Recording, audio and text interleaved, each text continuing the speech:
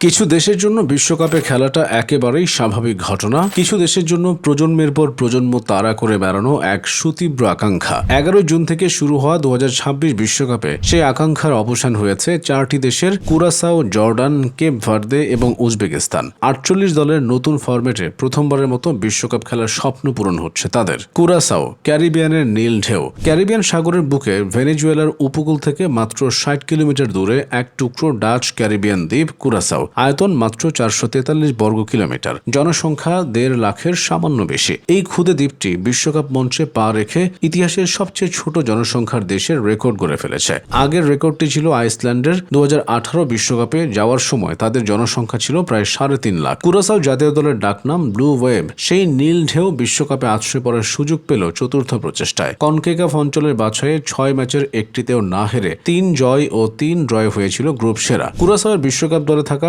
সব খেলোয়াড়ই বিদেশের লিগে খেলেন, যার অর্ধেকে নেদারল্যান্ডসের লিগে। দলের কোচও 78 বছর বয়সী ডাচ ডিক অ্যাডভোকাট, যিনি এবারের বিশ্বকাপের সবচেয়ে বয়স্ক কোচ। 1994 সালে নেদারল্যান্ডস আর 2006 বিশ্বকাপে দক্ষিণ কোরিয়ার কোচ ছিলেন তিনি। জর্ডান 11 চেষ্টায় নাসামার বিজয়। জর্ডানের জাতীয় দলের ডাকনাম নাসামা, অর্থাৎ সাহসী বা বীর পুরুষ। 1986 সাল থেকে বিশ্বকাপ বাছাই পর্ব খেলছে তারা। প্রথম 10 চেষ্টাতেই ব্যর্থ, কখনো গ্রুপ পর্বে বিদায়, কখনো প্লে অফের হৃদয় ভেঙে যাওয়া হার। 2013 সালে উরুগুয়ের বিপক্ষে প্লে অফে হেরে বিশ্বকাপের দরজা থেকে ফিরে আসার ঘটনা জর্ডানের ফুটবল প্রেমীরা এখনো ভোলেননি। এক দশক পর 2023 সালের এএফসি এশিয়ান কাপে রানার্স আপ হয়ে জর্ডান প্রমাণ করে এশিয়ার শীর্ষ দলগুলোর সঙ্গে লড়াই করতে পারে তারা। 2025 সালের 5 জুন আসে কাঙ্ক্ষিত সেই সময়। ইরাককে হারিয়ে প্রথমবারের মতো বিশ্বকাপ নিশ্চিত করে জর্ডান। কেপ ভার্দে আটলান্টিকের নীল হাঙরদের উত্থান।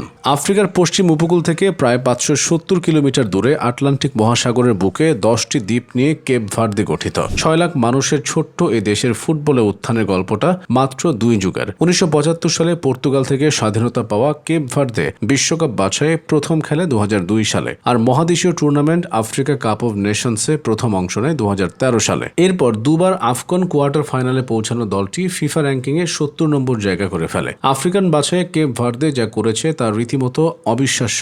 7 জয়, 2 ড্র এবং মাত্র 1টি হারে গ্রুপ সেরা। বর্তমানে কেপ ভার্দে জাতীয় দলের বেশিরভাগ ফুটবলার দেশের বাইরে খেলেন, মূলত সেটা ইউরোপে।